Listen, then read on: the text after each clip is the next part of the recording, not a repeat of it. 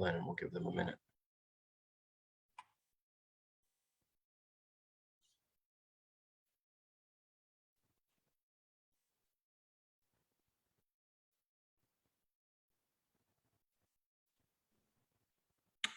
Okay, we're live and admitting everyone right now.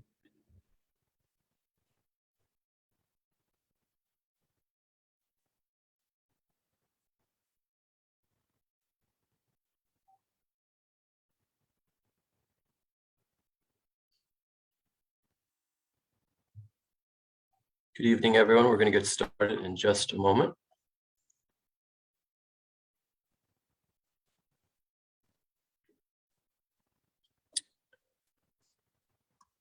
And over to you, Ashley. Okay, great. Hi, everyone. I am Ashley Melbeck. I'm a member of BPL's Young Supporters Group, the Brooklyn Eagles. The Eagles have presented the Brooklyn Public Library Literary Prize since its inception, and we are so honored to carry on that tradition here tonight. But first, can everyone can hear me okay? Okay, yes. Great. Excellent.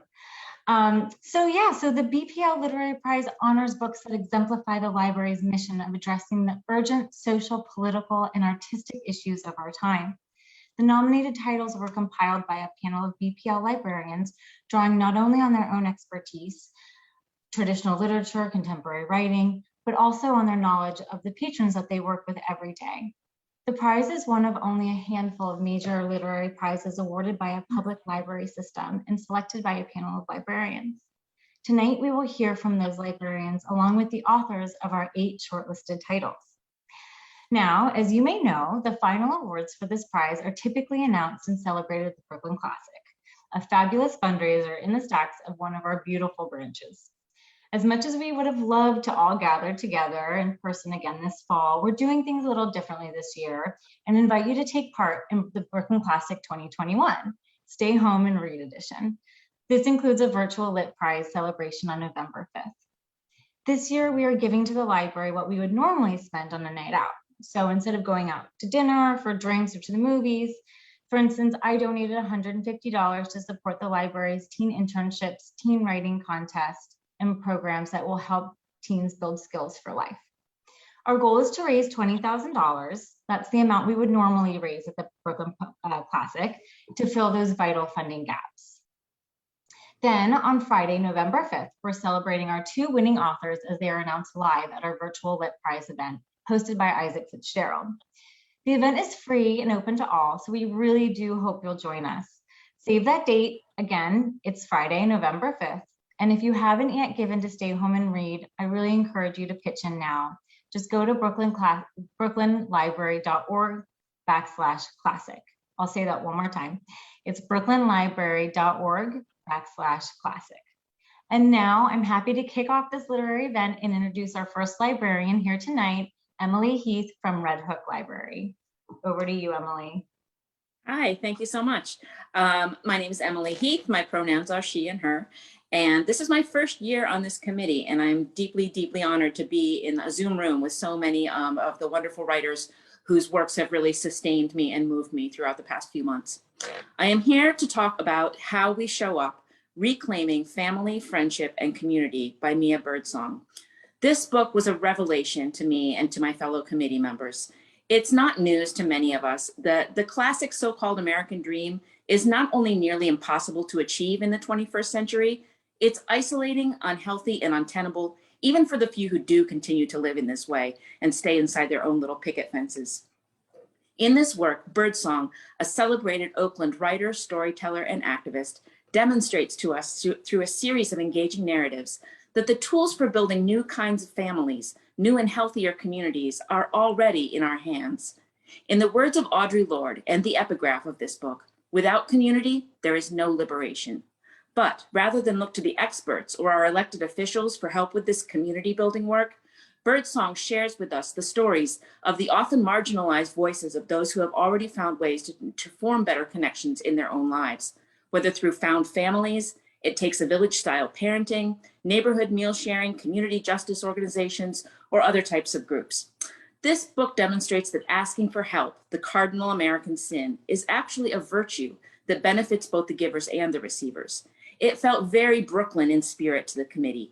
It has something that everyone can take something away from to improve their lives and the lives of their neighbors. It's a crucial read for the present moment, and we are honored to present it as part of our shortlist. Thank you. Thank you, Emily. We met a second time in September 2019. On our first day, Akaya told us that in addition to standing on the shoulders of our ancestors, whose strength and conviction was supporting us and propelling us forward, we are also being led by our descendants. On the third day, I led us in an exercise that put us in touch with a descendant. We sat in a circle in a round cabin with vaulted ceilings and windows all around us. I had us imagine a child descendant of ours, biological or chosen, 5 generations in the future, who was living in the world of our most positive, joyful, whole imagination. I love how this process frees my mind to dream with courage, boldness, hope, and joy. This process allows you to envision what you want and hold it up in contrast with what you have. Then you can identify the places in your life that you can shift to align with the future you want. We don't get to the future we want by following a linear path plotted from point A to B to C. The future we want is a spark inside us that says yes to joy and laughter and pleasure. It says yes to creativity, art, and music. It says yes to transformative healing and care. And I am because we are. It says yes to vulnerability and our collective well-being and love. The more we fan and feed it, the more it sustains us and grows. It lives in us, and then we live in it, and then the future is here. We get to the future we want by practicing it now. During this second gathering, our baseline was joy. During waking hours from almost anywhere in the retreat center, you could hear our unrestrained laughter. Our collective energy was like a river running through everything. We were not the only group at the retreat center where we gathered. I was struck by the response to our undeniable presence. Some people chose to allow the waters of our warmth, care, and kindness to wash over them. Some did not. The latter seemed to recede, while the former seemed to grow brighter, fully fed and fully full. The first time we gathered, I went home with an understanding that we could conjure the future just by being in each other's presence for a few days. This time, I came home realizing what now seems obvious. A culture where liberatory joy, love, and belonging is foundational is powerfully attractive to those who want it, and it's threatening to those who don't. Those who hold tightly to the last gasps of the old American dream will fade into the past. I know that the way to create the world we want and the one we owe those who come after us is only something that can be achieved in community. I am excited by a future in which all of us is cared for and loved so deeply that we give freely of ourselves to others because we are fully full and fully fed. And we know that our well-being is dependent on the well-being of those around us. I also know that while I keep circling back to hope and doing my part to build that world, I also fear what is coming. Massive change is happening, and it will inevitably be increasingly hard and painful, and many of us will get lost along the way. The only protection against the worst case scenario is also in community. We need each other, either way and always. Thank you.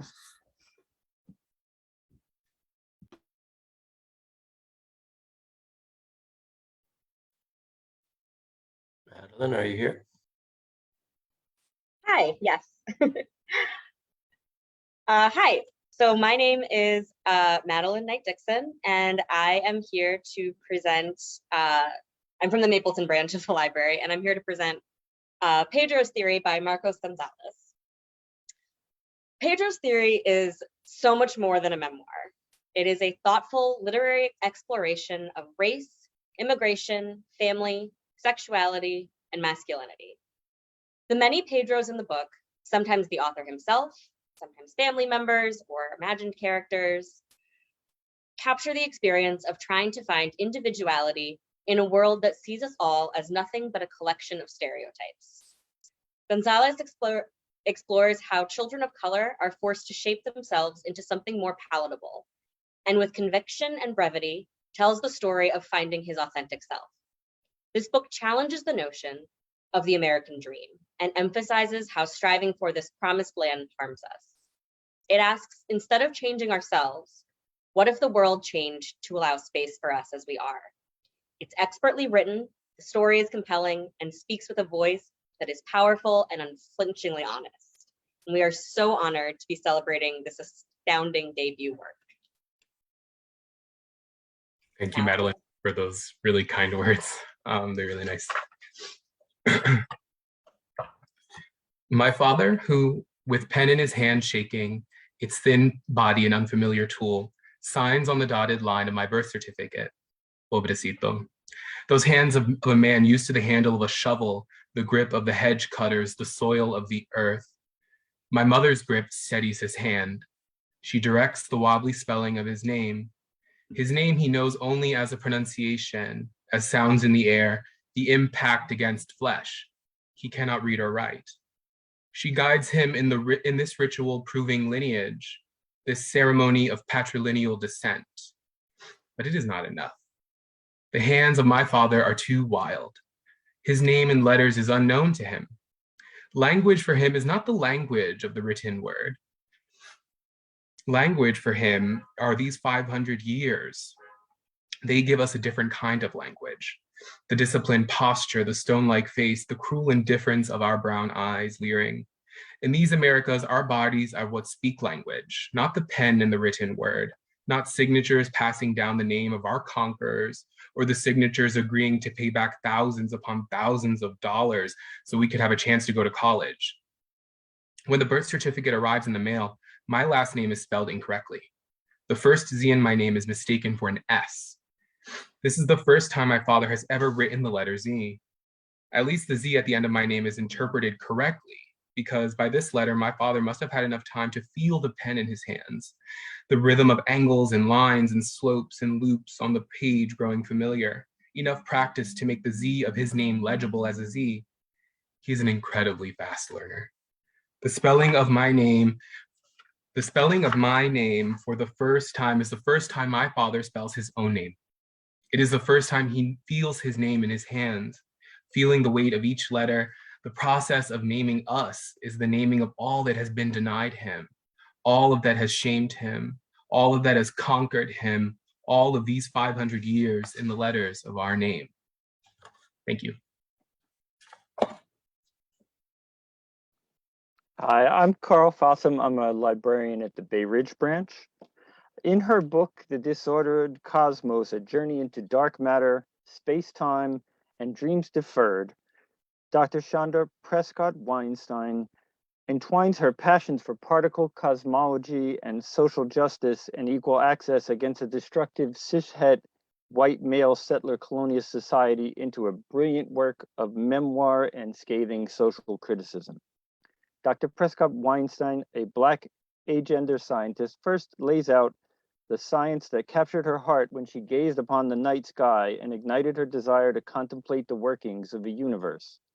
Next, she exposes the racism, misogyny, and oppression rife within the scientific community and why and how this must change for science to be more open and expansive in its vision and purpose.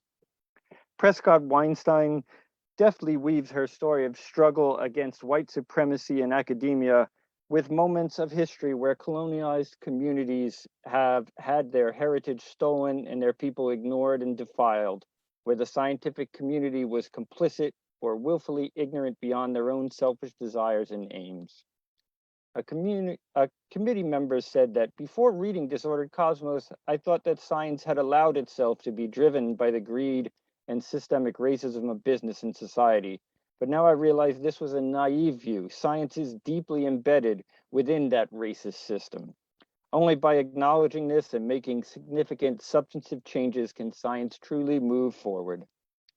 I am proud to announce that The Disordered Cosmos, with its clarion call for justice and equal access for all regardless of race, gender, or class, has made the short list for the BPL Literary Prize for Nonfiction.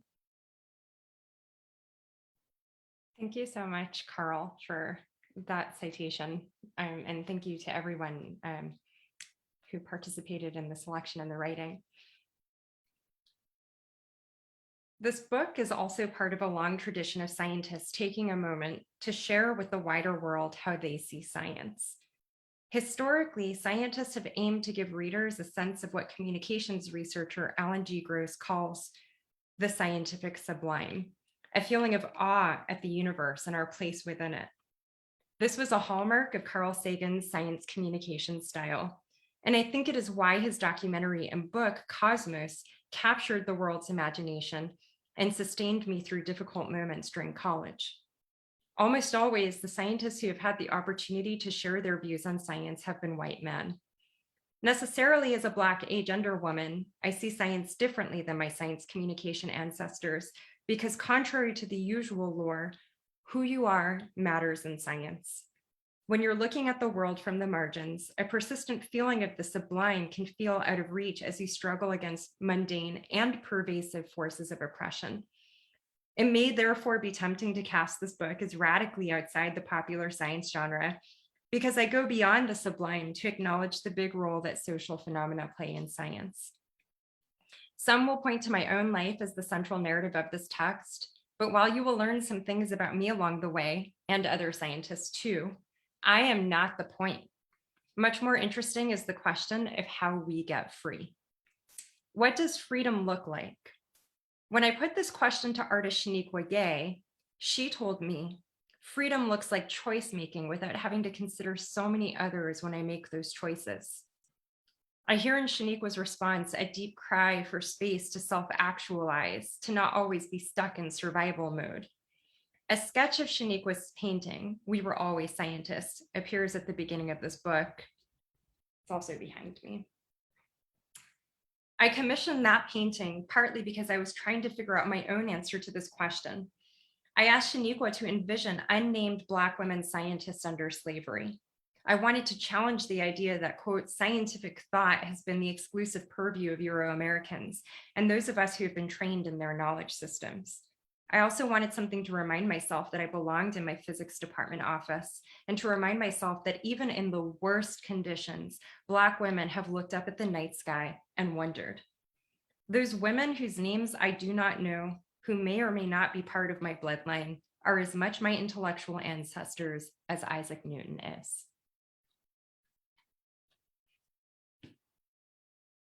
Thank you. Hi, my name is Robert Weinstein. I'm the library satellite coordinator for the library. And sorry, I'm very ill prepared. I'm here to read the citation for Craig Taylor's New Yorkers, a City and Its People in Our Time. Craig Taylor's New Yorkers, a City and Its People in Our Time is a collected oral biography of New York City during its most critical, chaotic, and contentious moments. In 2014, to find the city's zeitgeist, Craig engaged in an intellectual wanderlust that had him traveling to nearly every street corner and neighborhood in all the 5 boroughs. For the next 6 years, his dogged determination produced this multifaceted portrait of the city's inhabitants, whose diverse stories from rich and poor, young and old, from all races, genders, and ethnic groups, meld together to form the city's brash beating heart.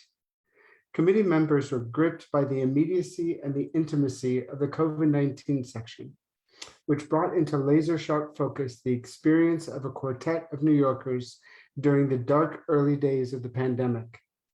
We were also taken with how this tapestry of voices brought back memories of the city as it was before the pandemic, and how it might be once again. Taylor has done a masterful job distilling these voices into a compelling, contemporary portrait of our city's idiosyncratic, vibrant, and often contradictory nature. In the end, this is a hopeful book. Hopeful that the city might reach beyond its darker nature to embrace its full potential as one of the world's greatest cities. Our committee is honored to add New Yorkers, a City and Its People in Our Time, to our 2021 shortlist. Robert, thank you so much. I'm so honored to be here, and I'm thrilled to be chosen. This is the start of the book. One night on a Manhattan-bound F train, a man pushed his way past me. He stumbled, grabbed at the pole for balance, grabbed at it again, succeeded, stood for a few moments, and finally sat. He placed one hand on a yellow plastic seat, stared at it, and said, "More pain." The man lifted his head and addressed a stranger standing nearby. "More pain," he said. When the doors opened at East Broadway, I stepped out before More Pain Man was pushed onto the platform by the stranger who followed him for a few steps and kept repeating the words, "I don't want to fight you," before his friends pulled him back onto the F. The train left the station. Now alone, More Pain Man stood on the platform. It was late. The station was empty, so the acoustics were perfect when he yelled out those same words, a description of what he had already received or a demand for the future. I wasn't sure. More life, I'd been told when I arrived in New York, and more of life. You will hold the inside doorknob of your apartment, I was told, and you will think to yourself, get ready to enter the oceanic power. It's no use arguing with it. It's no use doing anything but relenting, letting it hit you, moving with that force. In New York, you will always get more. New York meant more of everything, more joy, more sorrow, more pleasure, more pain. Over the course of my years in New York, I felt that pain, but also enveloping love. And I got caught up in more diversion than expected. I was awed by what was endlessly offered up. I loved the concentrate. I loved the proximity to strangers, how every day you were inches from weirdness, greatness, and everything in between. It was the greatest ongoing flicker of human life I'd ever encountered. Something or someone came at you in each moment, and what you got in interactions with the city was a consistent assault on the senses. Your senses were worked and exercised and reworked every day. I loved the endless sense of and thisness. This man and this woman and this look and this detail and this necklace on that cyclist and this and this. A richness that sank down beneath you till it hit the serpentinite and schist, the Fordham gneiss and Inwood marble and Heartland formation. Until that point, there was always more. And then you crossed to the next block and started the process all over again. This and this and this. Thanks. Okay, before we move on to the fiction and poetry, I'm just going to ask those of you with any kind of means of toasting to raise your, in my case, seltzer, your wine, your beer, whatever you have. I'll give you a second. I think Craig's running to get his. Congratulations to the nonfiction finalists for the Brooklyn Public Library's Literary Prize. We honor and toast to you. Cheers. It's all yours, Nerys. Good evening. How are you? My name is Nerys Pimentel, and I am the Library Circulation Supervisor at the Red Hook branch. And I have been working for Brooklyn Public Library for 21 years. And this is my very first time on the Literary Prize Committee, and it has been a pleasure.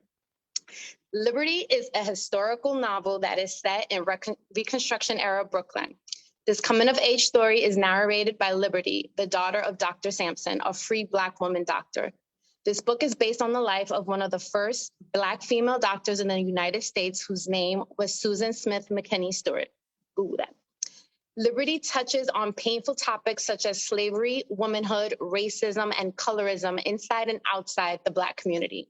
But the novel is ultimately about the mother-daughter relationship and how complicated it can be, as she tries to make her daughter tough and prepared for a life of duty, but instead makes Liberty feel unloved. It's also about the question of freedom. Her mother wants her to follow in her footsteps, but Liberty is just looking for a place in the world and struggles with becoming the doctor her mother wishes her to be. The novel follows Liberty through her own journey towards being her truest self, from Brooklyn to a newly founded Black college in Ohio and ultimately to Haiti, when she follows her husband, Emmanuel, back to his country. Liberty hopes to find her identity through marriage and motherhood, but life in Haiti is nothing like she imagined, giving her more reason to consider that freedom means to her personally and what kind of life she truly wants. A very readable, enjoyable, and engaging book. This book inspired enthusiastic conversation during our meetings between staff members at work and in our own personal book clubs. Liberty by Caitlin Greenidge.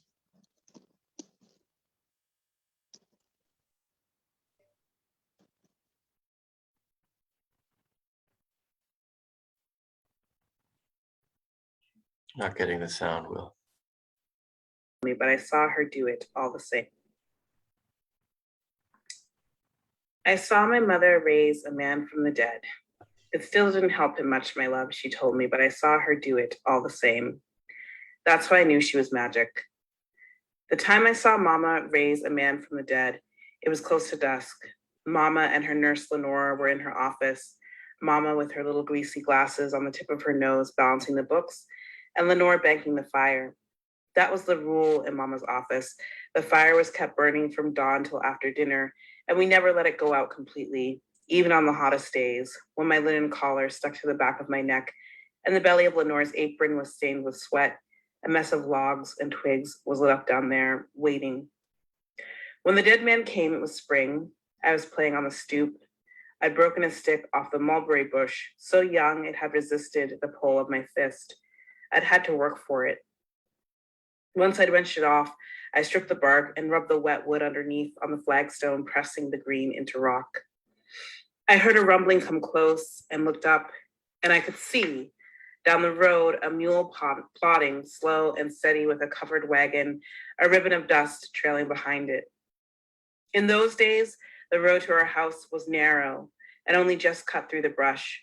Our house was set back. Grandfather, my mother's father, had made his money raising pigs and kept the house and pens away from everyone else to protect his neighbors and his reputation from the undermining smell of swine. No one respects a man, no matter how rich and distinguished looking, who stinks of pig scat. The house was set up on a rise so we could always see who was coming. Usually it was Mama's patients walking or limping or running to her office. Wagons were rare. When it first turned onto our road, the cart was moving slowly, but once it passed the bowed over walnut tree, the woman at the seat snapped her whip and the mule began to move a little faster until it was upon us. "Where's your mother?" she said.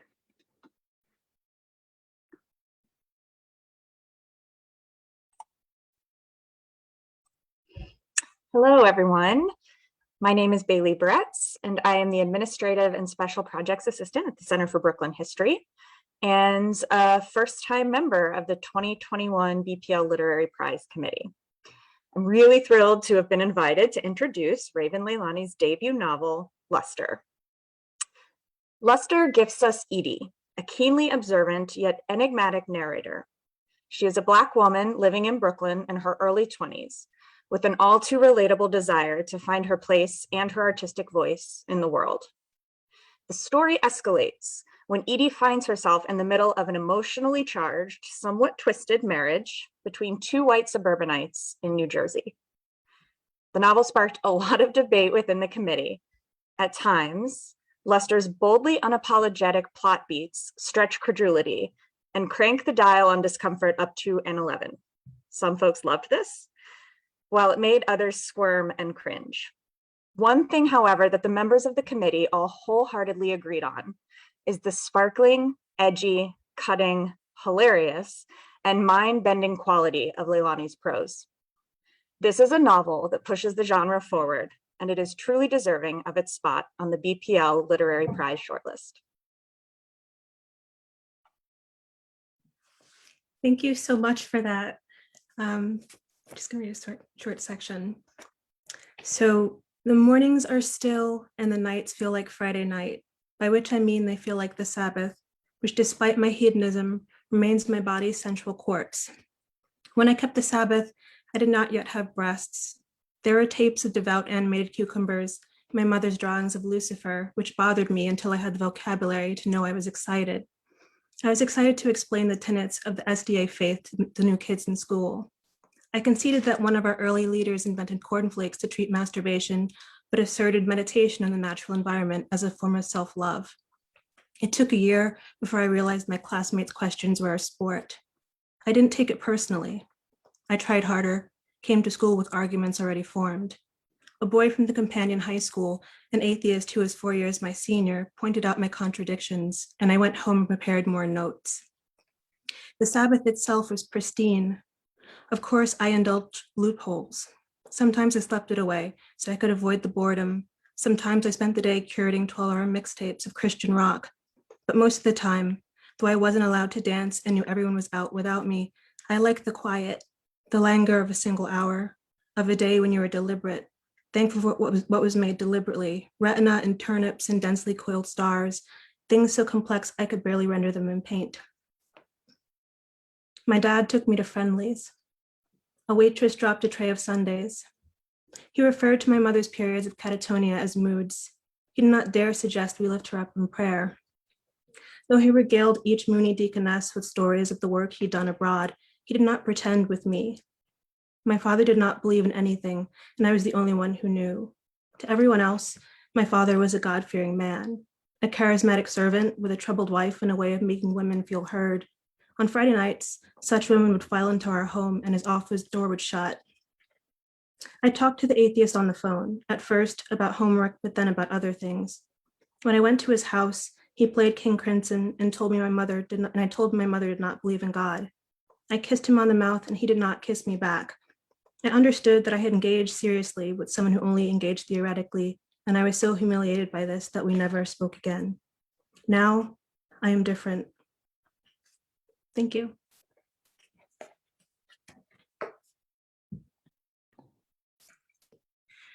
Good evening, everyone. My name is Jess Harwick, and I'm a librarian at the McKinley Park branch of the Brooklyn Public Library and the chair of this year's Fiction and Poetry Committee. I am honored to introduce Tori Peters and her stunning novel, Detransition Baby, as one of the books on our shortlist this year.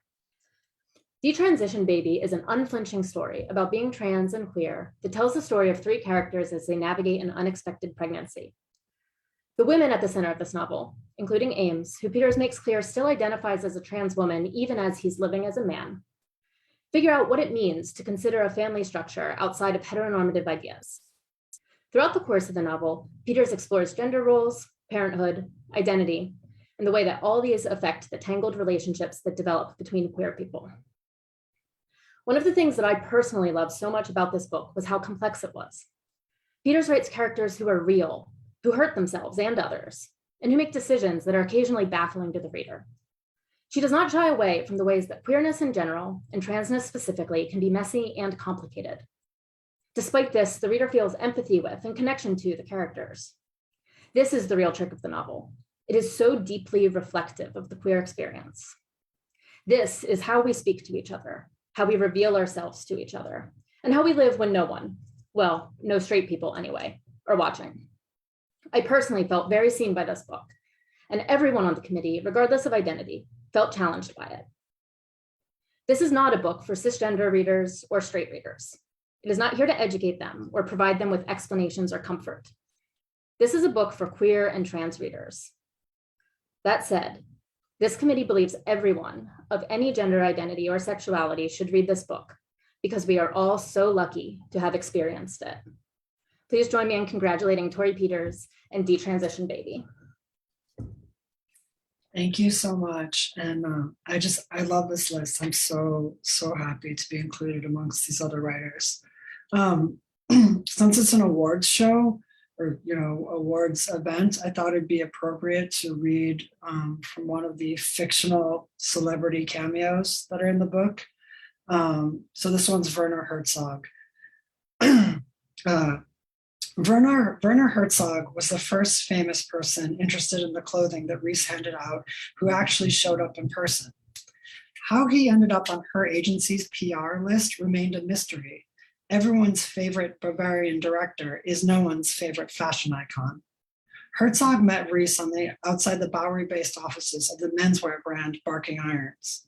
He wore an outfit of resolute anti-fashion, khakis, a shapeless button-up, and a navy blazer cut much too long, years out of style. He shook Reese's hand, a greeting that she disliked.